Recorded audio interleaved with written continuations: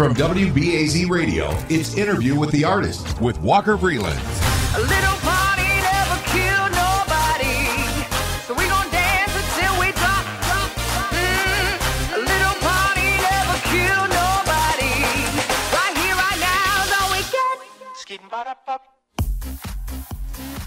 get. Okay, today on the show, Val Chmerkovskiy, ballroom dancer extraordinaire, the award-winning Val Chmerkovskiy, truly award-winning, two-time World Latin Dance Champion, 14-time U.S. National Latin Dance Champion, brother of Max Chmerkovskiy, and he's best known for his work on Dancing with the Stars. He and his brother, his older brother Max, both pro dancers on Dancing with the Stars. Now, this is a conversation from a few years ago, but I thought it would be timely to air it this week because one of Val's dance partners on Dancing with the Stars was Zendaya Coleman, and she just graduated high school, I think last weekend, or she got her diploma. And I read that Val was there. He attended her graduation. So that happened, and then, of course, we heard this week that American Idol is being canceled after 15 seasons. So, I thought it would be a good time to focus on variety shows, talent shows like Dancing with the Stars, specifically Val Chmerkovskiy. So at the time of this talk, literally at the time of this talk, he was driving to Long Island. He was coming here to do a show called Ballroom with a Twist, I believe at the Patchogue Theater, right? Anyway, he was behind the wheel of a car while being interviewed, which I'm pretty sure is a first on this show, and I'm pretty sure, it's not the safest thing. Even if you're hands-free, ideally, you should be on solid ground when I'm interviewing you, but, life isn't perfect. Val Chmerkovskiy is a very busy man. He's in demand. He was lovely. He was absolutely lovely, and he wasn't threatened when I told him how beautiful he is to look at. Now, certainly not the first time he'd heard that, but, he didn't call me a faggot and hang up the phone. So that's progress, right? We're wrecking the planet with fossil fuels. Nepal is in ruins. We're racially divided. But at least Val Chmerkovskiy is secure enough with his masculinity to graciously take a compliment from a gay guy. So why don't we hear it? Let's tango right into this interview. I did not just say that. Yes, I did. All right, let's hear it. Let's hear my conversation with Val Chmerkovskiy. Val Chmerkovskiy, welcome to Interview with the Artist. How old were you when you realized you could dance? I don't remember. I started dancing when I was 6. I've never, it's not the type of story that you always hear. Like, when I walked into the studio, I knew right there and then I belonged. I don't have that kind of story. I came into the studio because my older brother was dancing, and my parents told me to go. And my parents are everything to me. So if they tell me to go do something, as a kid, that's what I did. And I have a very disciplinarian type of father who made sure that everything I did well, and I worked hard for. And so I just ended up working really hard at this dancing thing. And so two world titles later, and many performances and experiences. Now at 27, I'm proud to say that I'm a professional dancer. This is who I am. This is what I do, and this is that thing that influenced me and made me the person that I am.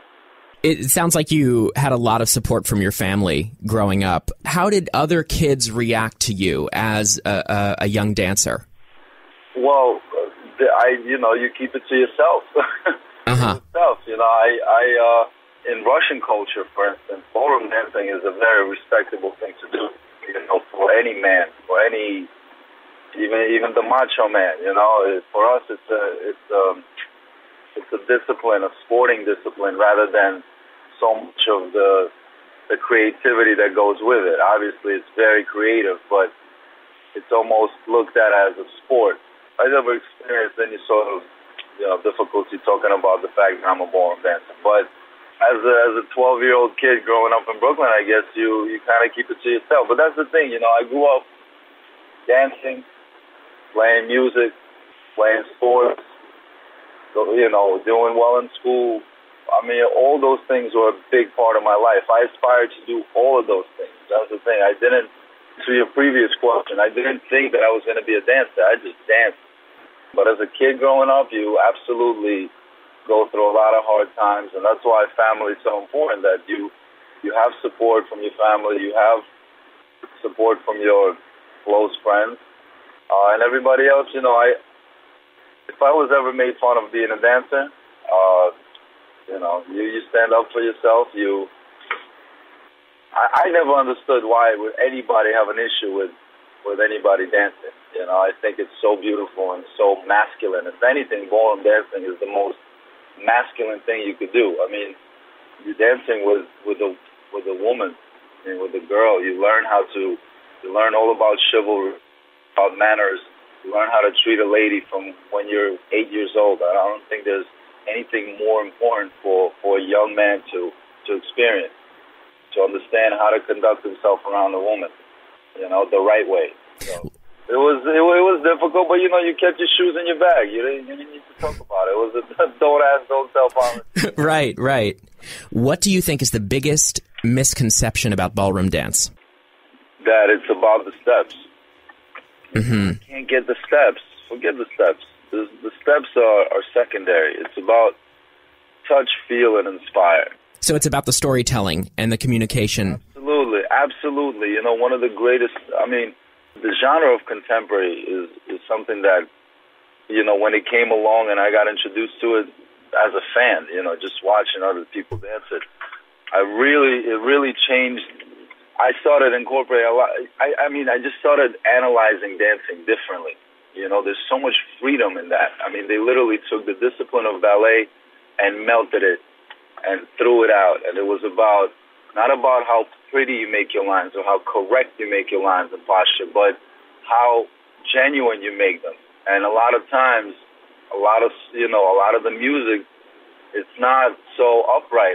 It's hurt, it's passion, it's sadness, and your body language in those emotions is very different than standing up straight, with your feet turned out.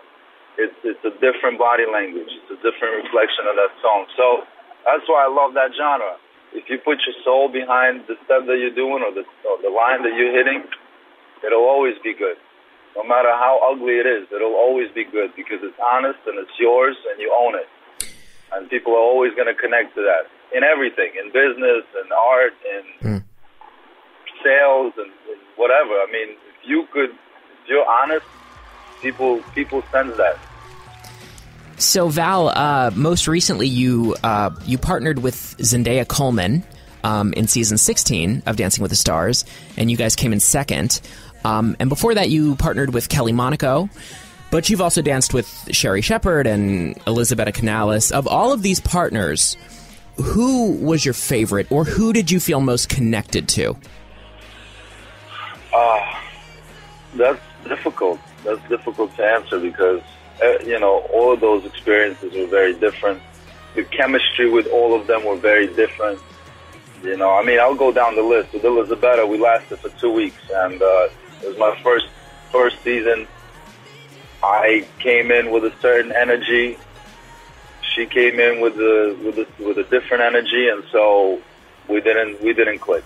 With Sherry, another completely different energy, upbeat, like just lively person.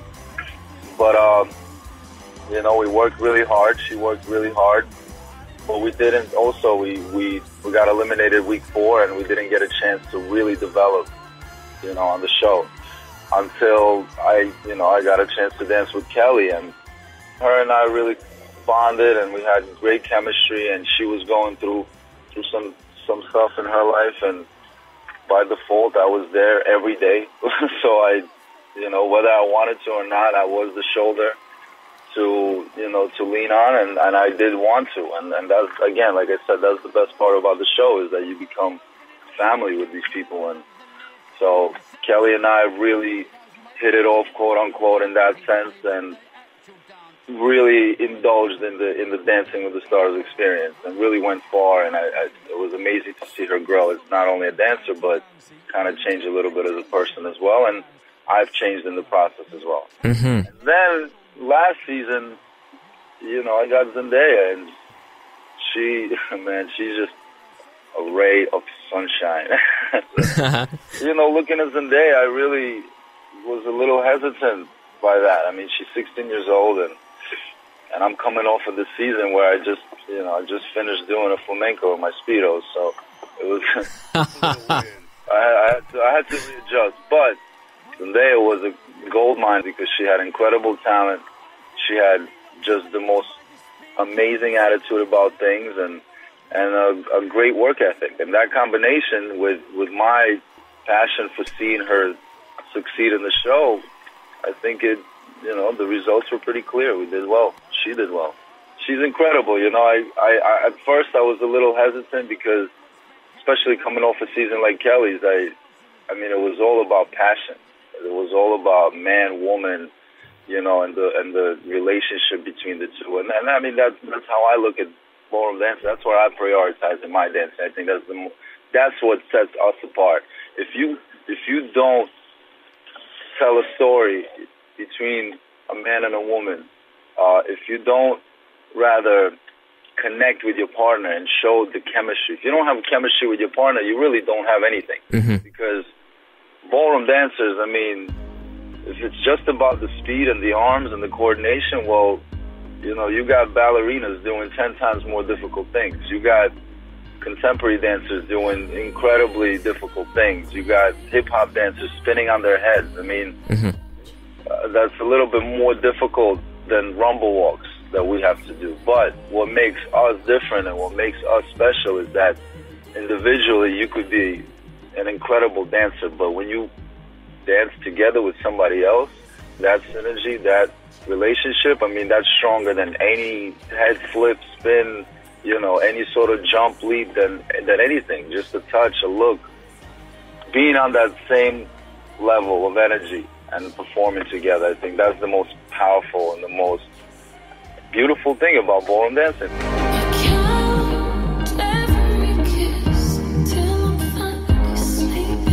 You're listening to Walker Vreeland. Follow Walker on Twitter @WalkerOnRadio.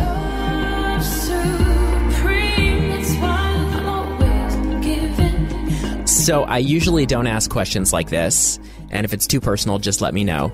Are you single these days? I'm single these days. Because, everyone thought at one point that you were dating Kelly Monaco. True? Not true? Nah, not true. Not true. But you admit there was a lot of sexual tension. There was a lot of sensuality and okay. care and emotional attachment. But no, it was Kelly is. I love Kelly. Kelly and I are not dating. There's no romance between Kelly and I. But I love her. I want the best for her. We literally spoke yesterday. We keep in touch. I'm always curious with what she's doing. She's always curious. She always finds out how I'm doing, what I'm doing, and like I said, I mean, I don't want to overplay the word, but she's become my family. I'm so close with my friends and my family that when you get to know me, you get to know them. You get to know us. And as a unit, it's so, like I said, that's why it's so awesome to have people around you that unconditionally care. That, a lot of times she's a Philly girl and she lives in LA. And honestly, in LA, it's not always easy to find that core group of people. So we gravitated on that level. Mm-hmm.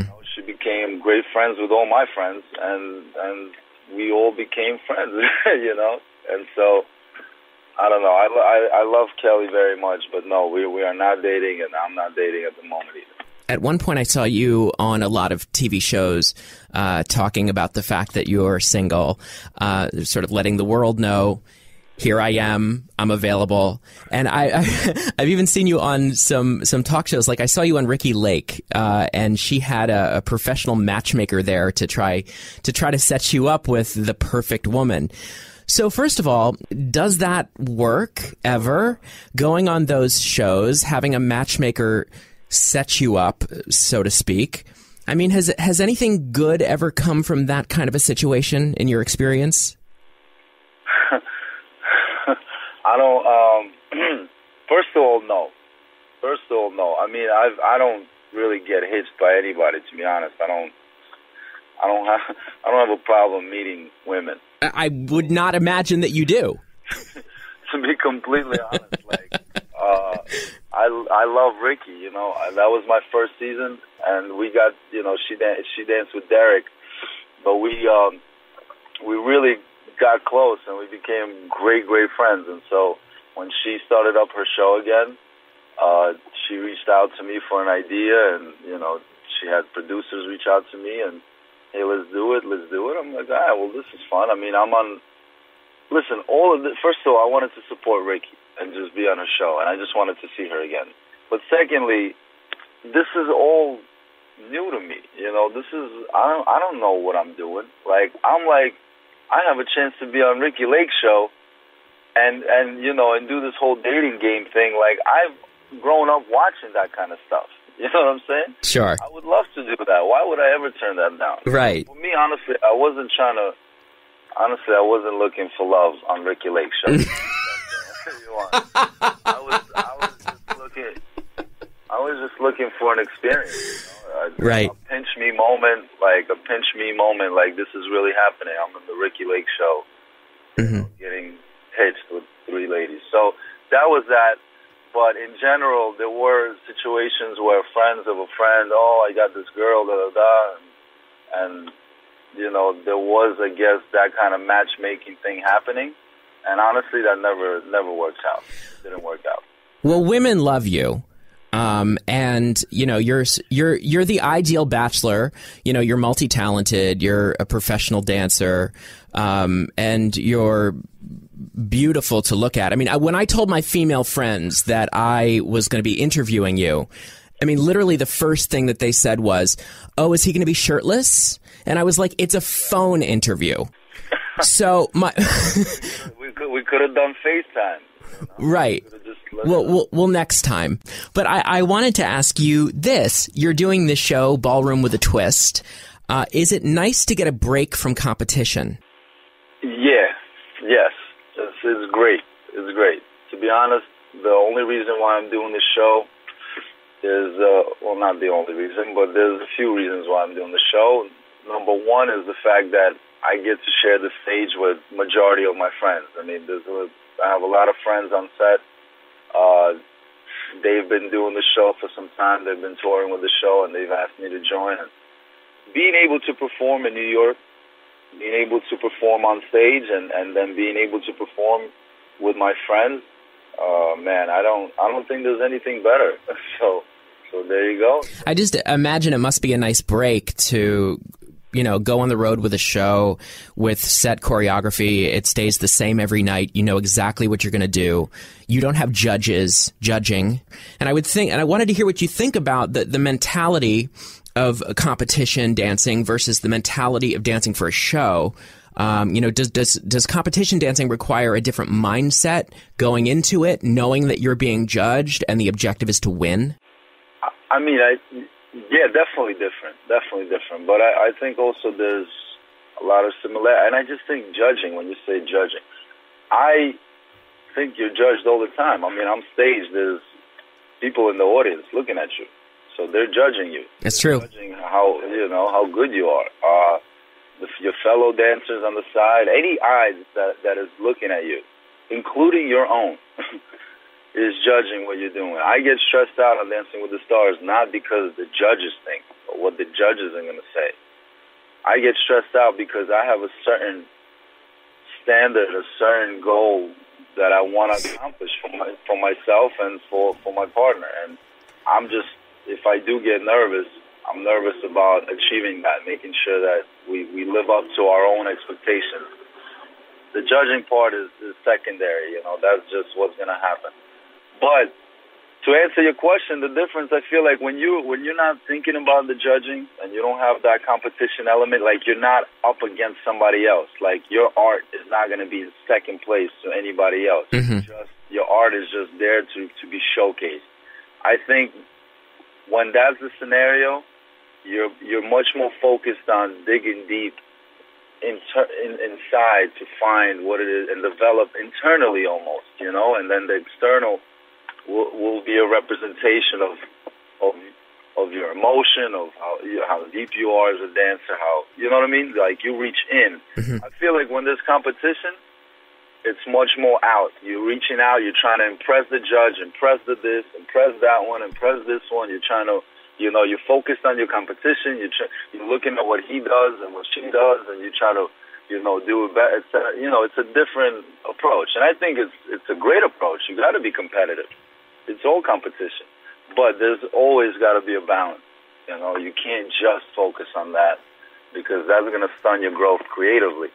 And at the same time, you can't just focus on, you know, let's be a laid-back artist, quote unquote. No, you got to have a little bit of that competitive fire to perpetuate that art to develop into something else. You know, and you got to have a balance.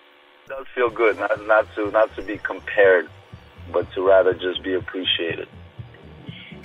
Well, Val, thank you so much for speaking with us. I really appreciate your time. I really do. Thank you so much. It's my pleasure, but to be honest, it's because I'm in traffic, so I really...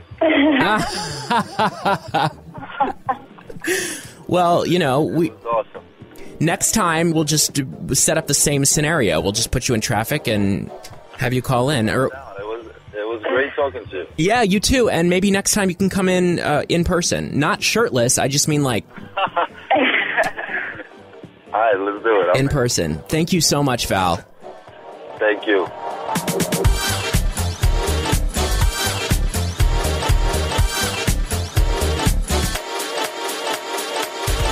Interview with the Artist comes to you from WBAZ Radio. Leave your comments and listen to past episodes on our website, interviewwiththeartist.com. Thanks for listening.